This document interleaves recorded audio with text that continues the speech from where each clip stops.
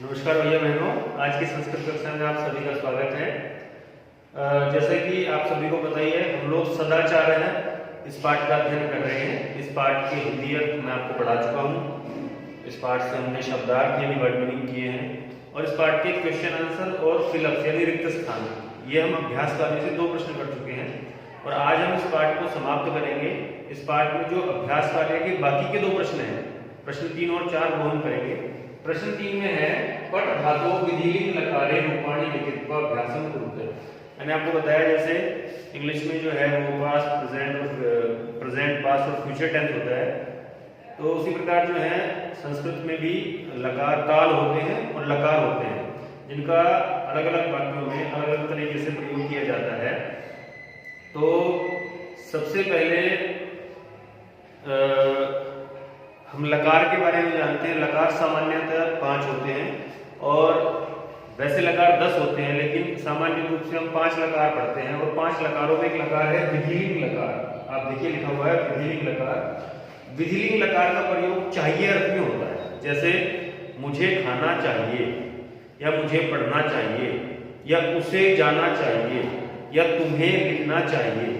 तो चाहिए अर्थ में जो है वो विधिलिंग लकार का प्रयोग होता है। तो यहाँ हम पट धातु के रूप पढ़ रहे हैं। तो देखते हैं ये प्रथम पुरुष में जो एकवचन द्विवचन बहुवचन में पट धातु के रूप बनेंगे वो बनेंगे पठेत, पठेताम, पठेयु।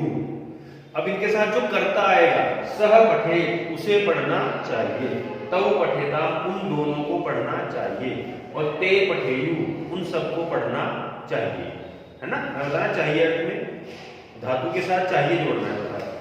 उसके बाद मध्यम पुरुष जो है पठे, पठेतम, पठेत। अब इसके साथ जो कर्ता रहेगा वो रहेगा त्वम, त्वम पठे यानी तुम्हें पढ़ना चाहिए। युवाम पठेतम, तुम दोनों को पढ़ना चाहिए। यूयम पठेत, तुम सबको पढ़ना चाहिए। इसके बाद है उत्तम पुरुष। उत्तम पुरुष में पठेयम, पठेवा, पठेम ये रूप बनते हैं। इनके साथ हम कर्ता जब जोड़ेंगे तो अहम पठेयम, मुझे पढ़ना चाहिए, आवाम पठेवा, हम दोनों को पढ़ना चाहिए, और वयम पठेम, हम सबको पढ़ना चाहिए। तो ये तो पट धातु के विधिलिंग लकार के रूप है। इसी प्रकार आप अन्य धातुओं के रूप भी इसी प्रकार से विधिलिंग लकार में बना सकते हैं। जैसे लिख धातु है, लिख धातु मतलब लिखने के अर्थ में आती है। जैसे पठेत, पठेताम, पठेयु, ऐसे लिखेत, लिखेताम, लिखेयु, है ना। हसेत, हसेताम, हसेयु। तो इस प्रकार से आप रूप अन्य धातुओं भी इसी प्रकार से रूप आप बना सकते हैं। इसी पाठ का चौथा और अंतिम प्रश्न है अनियर प्रत्ययम योजयित्वा लिखतु। जैसे कि पाठ की हिंदी में भी मैंने आपको बताया था कि इस पाठ में अनियर प्रत्यय का प्रयोग किया गया है। अनियर प्रत्यय चाहिए या योग्य अर्थ में आता है, जैसे पढ़ना चाहिए या पढ़ने योग्य, है ना। तो यहाँ हम कुछ अनियर प्रत्यय के उदाहरण पढ़ेंगे। धातुओं के साथ अनियर प्रत्यय को जोड़ के क्या रूप बनता है और उसका क्या हिंदी अर्थ होता है।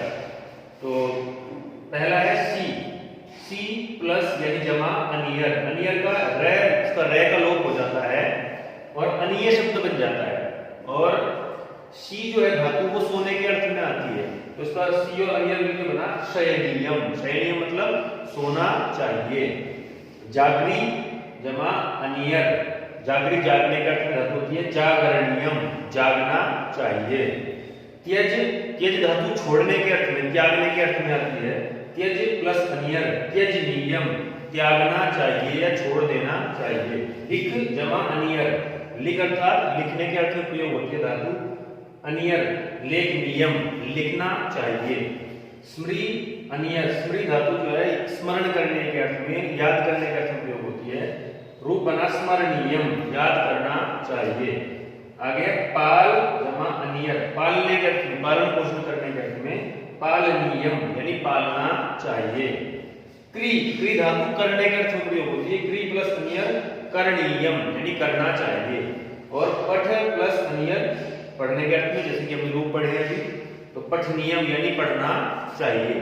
तो भैया बहनों ये 2 प्रश्न आज हमने किए हैं, इन्हें अपनी अभ्यास पुस्तिका में लिखें। ये पाठ आज यहाँ पूर्ण हुआ और इन्हें याद करने का प्रयास करें। धन्यवाद।